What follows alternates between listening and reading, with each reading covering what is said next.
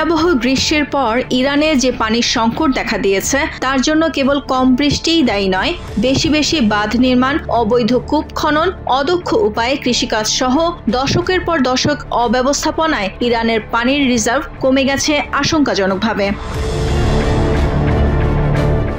ইরানের এই তীব্র পানির সংকট বিপর্যস্ত করে তুলেছে বাসিন্দাদের। এই অবস্থায় প্রেসিডেন্ট মাসুদ পেজেশকিয়ান জানিয়েছেন, বৃষ্টি না হলে পানি রেশনিং বা পানি সরবরাহ নিয়ন্ত্রণ কার্যক্রম শুরু করা হবে।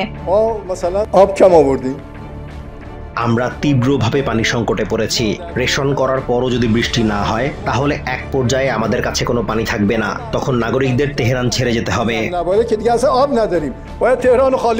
বর্তমানে পানির সংকট এমন গুরুত্বপূর্ণ অবস্থায় পৌঁছেছে যে গণমাধ্যমগুলোতেও এখন এ নিয়ে নিয়মিত প্যানেল আলোচনা ও তর্ক বিতর্ক চলছে। পেজেশকিয়ানের সরকার ভয়াবহ এ সংকটের জন্য আগের সরকারগুলোর নীতি, জলবায়ু পরিবর্তন, অতিরিক্ত পানি ব্যবহার সহ নানান কারণ হাজির করছেন।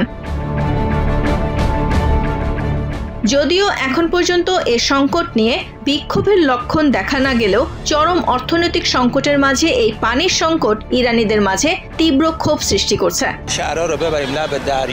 আমাদের শহরগুলো সাগরের ধারে সরিয়ে নিলেও আমরা কিছুটা পানির অভাব পূরণ করতে পারতাম, কিন্তু সব পানি শোধনাগার স্থাপন করা হয়েছে শহরের কেন্দ্রে। এতে কোনো কাজই হচ্ছে না। এর জন্য জবাবদিহি করারও কেউ নেই। দায়িত্বপ্রাপ্তদের কাছে আমাদের জনগণের কোনো মূল্যই নেই। এই বিপদের দায় তাহলে কার? ইরানের national water and waste water company তেহরানে আনুষ্ঠানিকভাবে পানি রেশনিং এর খবর উড়িয়ে দিয়েছে বলে জানিয়েছে রাষ্ট্রীয় গণমাধ্যম। তবে কোম্পানিটি বলেছে, তেহরানে রাতের বেলায় পানির চাপ হ্রাস করা হচ্ছে এবং কোথাও কোথাও এটি শূন্যেও নামাতে পারে। তবে বেশি পানি ব্যবহার নিয়ে জুলাইয়ে সতর্ক করেছিলেন পেজেশকিয়ান। সে সময় পানি কর্তৃপক্ষ বলেছিল, তেহরানের 70% বাসিন্দা প্রতিদিনের জন্য নির্ধারিত 130 লিটারের বেশি পানি ব্যবহার করছেন। গত কয়েক বছর ধরে চাহিদা যখন বেশি থাকে তখনই বারবার পানি, বিদ্যুৎ ও গ্যাস সংকটের মুখোমুখি হচ্ছে ইরানিরা। কিন্তু কর্তৃপক্ষ এসব দিকে কোনো পদক্ষেপ নিচ্ছে না বলে অভিযোগ তেহরানবাসীর। যদি সরকারের ক্ষমতা থাকতো তাহলে বিষয়টা এ পর্যায়ে পৌঁছাতে দিত না, কিন্তু এমন পরিস্থিতিতে আমাদের নিয়ে আসা হয়েছে। সরকারি লোকজনের কাজ কি তাহলে? তারা সমস্যার সমাধানে বিশেষজ্ঞদের কাজে লাগায় না।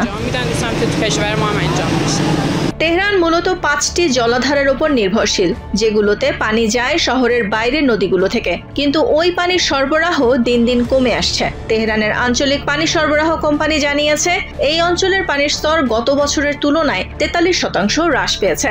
আমির কবির বাঁধে পানি নেমে এসেছে মাত্র 1,40,00,000 ঘনমিটারে, যা এর সক্ষমতার মাত্র 8%। সংকট তীব্র কেবল তেহরানেই নয়, দেশ জুড়ে 19টি প্রধান বাঁধ কার্যত পানিশূন্য অবস্থায় রয়েছে।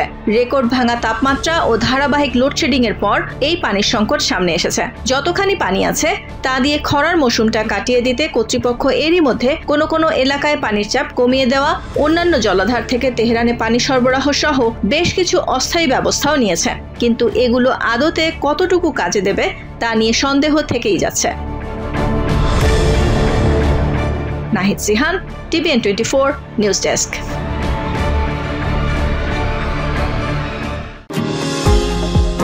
নিউ ইয়র্ক থেকে সম্প্রচারিত TVN 24 টেলিভিশন বিশ্বজুড়ে বাঙালির কণ্ঠস্বর।